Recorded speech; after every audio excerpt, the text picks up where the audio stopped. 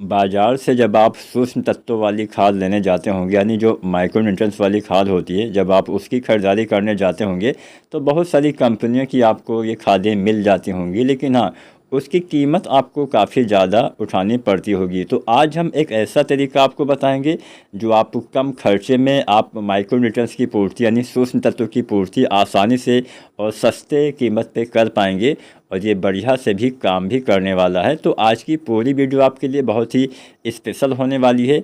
आप सूक्ष्म तत्वों की पूर्ति धान में कैसे करें, कब करें, कितनी मात्रा में कौन सा डालें, एकदम कंप्लीट जानकारी आपको देंगे। तो पूरा वीडियो आपको देखना है, और कुछ भी सवाल या सुझाव हो तो आप कमेंट भी कर सकते हैं। तो चलिए सबसे पहले हम जानते हैं हमें क्या क्या इस्तेमाल करना है, उसके बाद सही समय आपको बताएंगे और डालने का सही तरीका भी आपको बताएंगे। तो यहाँ पे हम लगभग 6 चीज़ों का इस्तेमाल करने वाले हैं, 5-6 चीज़ें आपको प्रयोग करना है। तो आप चाहें तो यह वीडियो आप सेव कर सकते हैं, या फिर आप इसको कहीं कॉपी और आप पेन ले आइए, उसको आप नोट भी कर सकते हैं, या फिर आप याद भी रख सकते हैं। अगर आपका दिमाग तेज़ है तो हो सकता है आपको याद रह जाए, लेकिन ऐसी चीज़ें हम मात्रा में थोड़ा सा कंफ्यूज कर जाते हैं, कई बार हमें सही से याद नहीं रहता है कि हाँ कितनी मात्रा में बताया गया था। तो अभी आप पूरा वीडियो देख लीजिए, उसके बाद आप दोबारा से भी जब आपकी आवश्यकता हो तो आप इस वीडियो को दोबारा से भी देख सकते हैं। तो चलिए जानते हैं। तो पहली चीज़ आपको क्या लेना है, पहली चीज़ आपको लेना है फेरस सल्फेट। फेरस सल्फेट को हम आयरन के नाम से भी जानते हैं, लोहा के नाम से भी जानते हैं, और इसमें मतलब जो 19% वाला फेरस सल्फेट आता है उसका प्रयोग करना है लगभग 500 ग्राम के आसपास, यानी आधा किलो। फेरस सल्फेट का इस्तेमाल करेंगे तो क्या होगा, फेरस सल्फेट के इस्तेमाल से क्लोरोफिल का निर्माण होता है। क्लोरोफिल क्या होता है, जो पत्तियों में हरापन होता है, यह इसी की वजह से होता है। तो हरापन जब अच्छे से रहेगा तो प्रकाश संश्लेषण भी अच्छे से होगा। इसके अलावा भी इसके बहुत सारे कार्य होते हैं। फिलहाल हम यहाँ पे अगर बहुत ज़्यादा बताएंगे तो वीडियो काफ़ी लंबी हो जाएगी, तो लगभग हम 5 मिनट 20 सेकंड में ही ये वीडियो ख़त्म करने वाले हैं। तो पहली चीज़ आपको लेना है फेरस सल्फेट 19% वाला, 500 ग्राम के आसपास। दूसरा चीज़ आपको लेना है किसान साथियों बोरोन। बोरोन जो आता है 20% वाला, इसका इस्तेमाल करिए 100 ग्राम के आसपास। बोरोन क्या करता है, हमारे पौधे के लिए बहुत ही महत्वपूर्ण तत्व होता है। बोरोन आपके पौधे में जो जड़ों के द्वारा अवशोषित किया जाता है, चाहे खाद्य पदार्थ हो चाहे पानी वगैरह हो, इसको पौधे के सभी भागों तक पहुंचाने का कार्य करता है, जिससे समुचित सही से पूरे मतलब सही से पूरे आपके पौधे के भागों का विकास हो पाता है। तो यहाँ पे बोरोन 20% वाला आपको 100 ग्राम इस्तेमाल करना है। दूसरा चीज़ हो गया बोरोन। तीसरा चीज़ आपको लेना है मैग्नीज सल्फेट।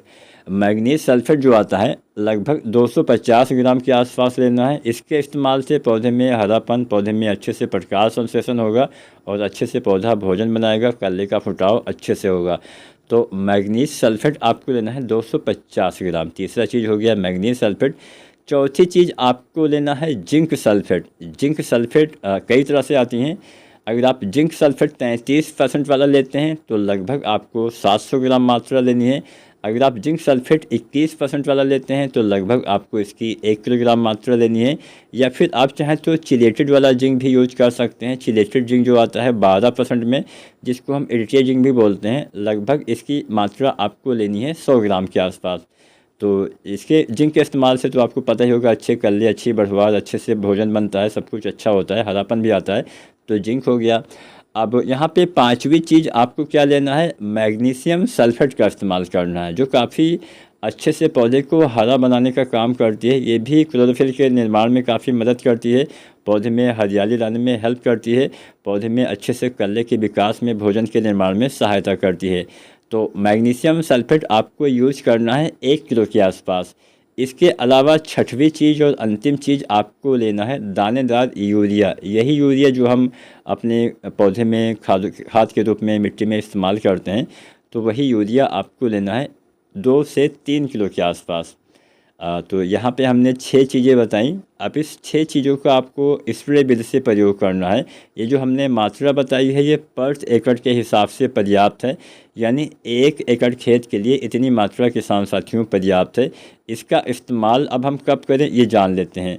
धान की फसल में रोपाई के बाद लगभग 25 दिन के आसपास का समय सबसे अनुकूल समय होता है। यह जो हमने फार्मूला बताया है माइक्रोन्यूट्रिएंट्स वाला ये डालने का, तो लगभग 25 दिन के आसपास आप डालिए। वैसे तो कभी भी डाल सकते हैं, जिस समय डालेंगे उस समय अच्छा काम करेगा, लेकिन हम कोशिश करते हैं कि कल्ले अच्छे आएँ, तो हमें पहले डालना है, कल्ले आने से पहले।